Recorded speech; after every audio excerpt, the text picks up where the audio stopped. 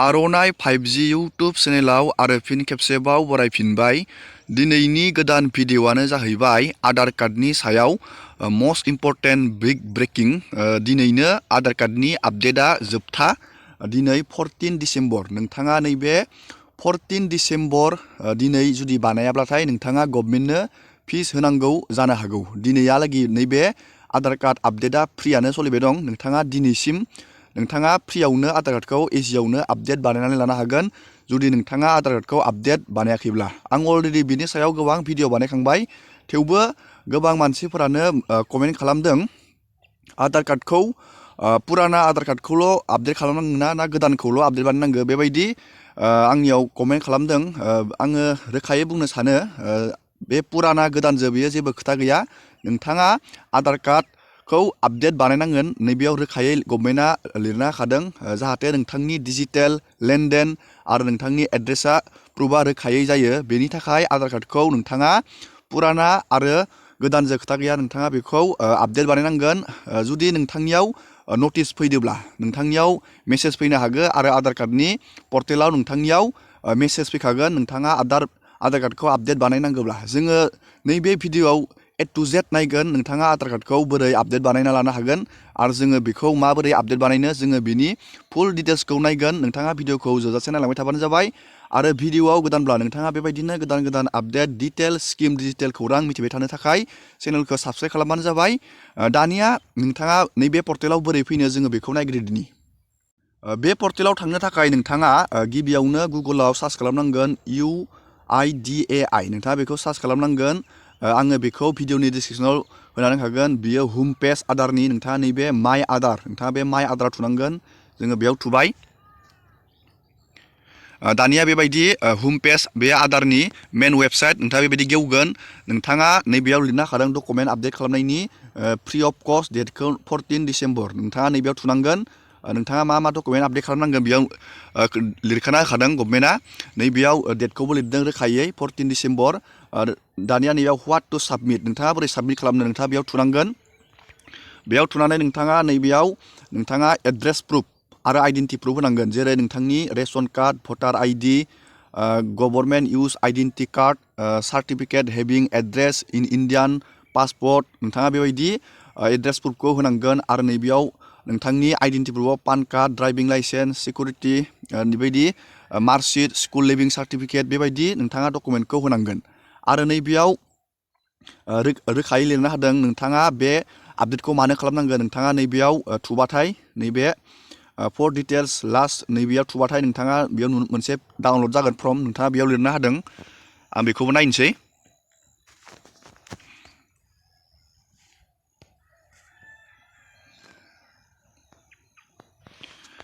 नैबेयाव लिरना होदों गिबियावनो आधार कार्डखौ मानो नोंथांमोना आपडेट खालामनो नैबेयाव रोखायै लिरना होदों जाहाथे नोंथांनि डिजिटेल आधार कार्ड लेनदेना नोंथांनि बाहायनायाव इजि जायो, नोंथांनि एड्रेस जा रोखायै जायो। नैबेयाव रोखायै लिरना होदों आरो डकुमेन्टखौ मा नांगौ नैबेयाव लिरना होखाबावदों। जोङो दानिया आधार कार्डखौ बोरै आपडेट बानायनानै लानो हागोन नोंथाङा जों बेखौ नायनोसै।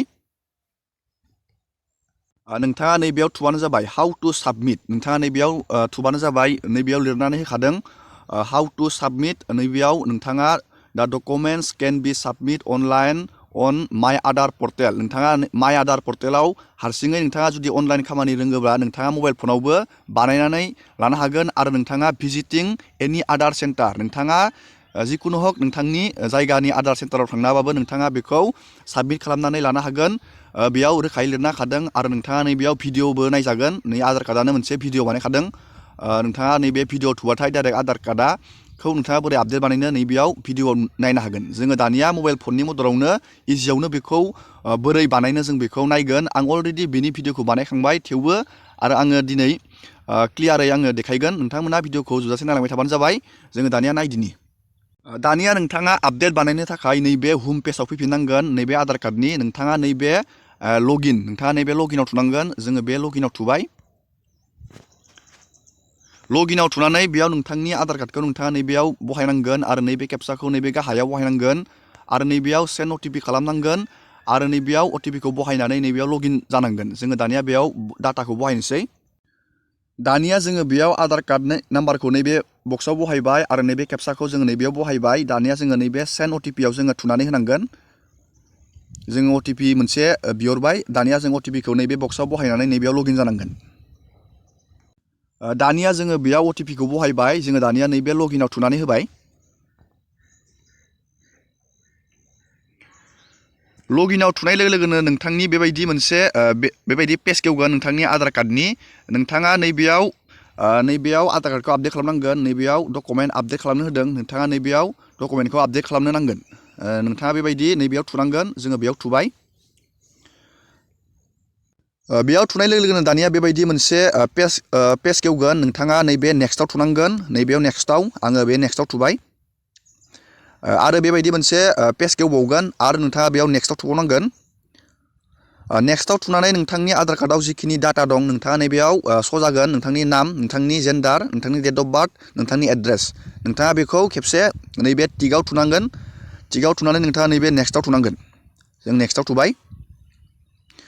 दानिया बेयाव डकुमेन्ट आपल'ड खालामनांगोन। नोंथाङा नैबेयाव डकुमेन्टनि साइजखौ होदों 2 MB नि गाहायाव जानांगोन डकुमेन्टआ। बेयो PDF, JPG, PNG and PDF नि फर्मेटआव जानांगोन नोंथाङा फट'खौ साफायनानै बेबायदि PDF बानायबानो जाबाय। नोंथाङा PDFखौ मायाव बानायनो क्लिन स्केनार मोनसे एप्स दं। नोंथाङा बेखौ बायनानै डाउनलड खालामनानै नोंथाङा बेयाव बानायजागोन। क्लियार स्केनार मोनसे एपआव नोंथाङा प्ले स्ट'राव बेखौ डाउनलड खालामबानो जाबाय आरो नोंथाङा बेयाव PDFखौ बानायनो हागोन इजियावनो। दानिया नोंथाङा नैबेयाव गिबियावनो आइडेन्टिटि, नोंथांनि आइडेन्टिटि मा आइडेन्टिटि नांगोन नोंथाङा नैबेयाव सिलेक्टआव थुबानो जाबाय। बेयाव देखायखादों नोंथाङा बेयाव पान कार्डबाबो होजागोन। इण्डियान पासपर्ट, किसान, फट'ग्राफ, पासबुक, नोंथाङा बेयाव गोबां दं। नोंथांनि मार्कशिट, सार्टिफिकेट नोंथाङा बेयाव नायना लाबानो जाबाय। नैबेयाव नोंथाङा पान कार्डखौबाबो नोंथङा बेयाव आपल'ड खालामजागोन। आङो नैबे पान कार्डआव थुबाय। दानिया नोंथाङा नैबे अकेआव थुनांगोन। जों बे अकेआव थुबाय। दानिया नोंथाङा नैबे भिउ डिटेल्स आपल'ड डकुमेन्ट नोंथाङा बेयाव थुनांगोन। जोङो बेयाव थुबाय। दानिया नोंथाङा नैबे कन्टिनिउ टु आपल'ड नोंथाङा बेयाव थुनांगोन। जोङो बेयाव थुबाय। दानिया नोंथाङा गेलारियाव थांनांगोन। गेलारियाव नोंथाङा नैबे फाइलाव थांनांगोन। जोङो फाइलाव थुबाय। जोङो दानिया डकुमेन्टखौ लानोसै। जोङो नैबेयाव पान कार्डनि डकुमेन्टखौ जों लानोसै। जोङो नैबे डकुमेन्टआव थुबाय। जोंनिया पान कार्डआ बेबायदि आपल'ड जाबाय। नैबेयाव नोंथाङा बेबायदि नुगोन। दानिया जोङो बेयाव एड्रेस प्रुफ, एड्रेस प्रुफआवबो डकुमेन्टखौ आपल'ड खालामनांगोन। नोंथाङा नैबे सिलेक्टआव थुबानो जाबाय। बेयाव मा डकुमेन्ट नोंथांनियाव दङ नोंथाङा नैबे नामाव नायना लाबानो जाबाय नोंथांनियाव मा डकुमेन्ट दं। आङो हमना ला बेयाव मोनसे डकुमेन्टखौ आङो सिलेक्ट खालामनोसै। आङो बेयाव भटार आइडि कार्डखौ आङो बेयाव आपल'ड खालामगोन। आङो बेलेग मानसिनि बानायबाय दङ। आङो बेयाव बेखौ थुबाय नैबेयाव भटार कार्डखौ। दानिया नोंथाङा आरोबाव नैबायदि अकेआव थुफिननांगोन। जों बे अकेआव थुफिनबाय। दानिया नोंथाङा नैबे भिउ डिटेल्स आपल'ड डकुमेन्ट नोंथाङा बेयाव थुनांगोन। जोङो बेयाव थुबाय। दानिया नोंथाङा नैबे कन्टिनिउ टु आपल'ड नोंथाङा बेयाव थुनांगोन। आं बेयाव थुबाय। दानिया जोङो आरो फाइलाव थांफिननांगोन। नोंथाङा बेबायदि थांबानो जाबाय। दानिया नोंथाङा नैबे डकुमेन्ट भटार कार्डखौ नोंथाङा आङो दहाय बुंनाय एपआ नैबे क्लियार स्केनार नोंथाङा बेखौ डाउनलड खालामनानै जाबाय।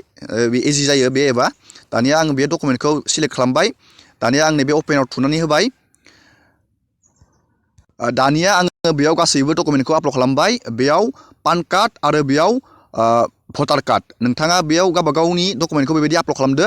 दानिया नोंथाङा नैबे टिकआव थुनांगोन। आं नैबे टिकआव थुबाय।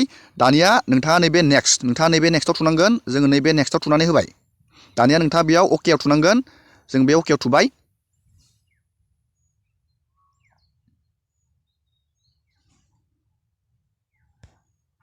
दानिया जोंनिया पेमेन्ट दाननायनि अपसन गेवबाय।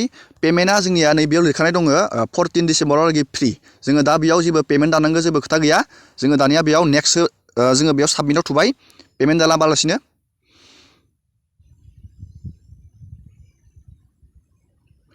जोंनिया साक्सेसफुलि डकुमेन्टआ आपल'ड जाबाय। जोङो दा आधार कार्डखौ आपडेट बानायबाय। नोंथाङा बेबायदिनो डकुमेन्टखौ आधार कार्डखौ इजियावनो आपडेट बानायना लाबानो जाबाय। नोंथाङा नैबे डाउनलड एक्न'लेजमेन्टआव थुनानै नोंथाङा बेयाव मोनसे फर्म मोनगोन। नोंथाङा बेखौ डाउनलड खालामना लाबानो जाबाय। जोङो बेयाव डाउनलड खालामबाय जोङो बे फर्मखौ।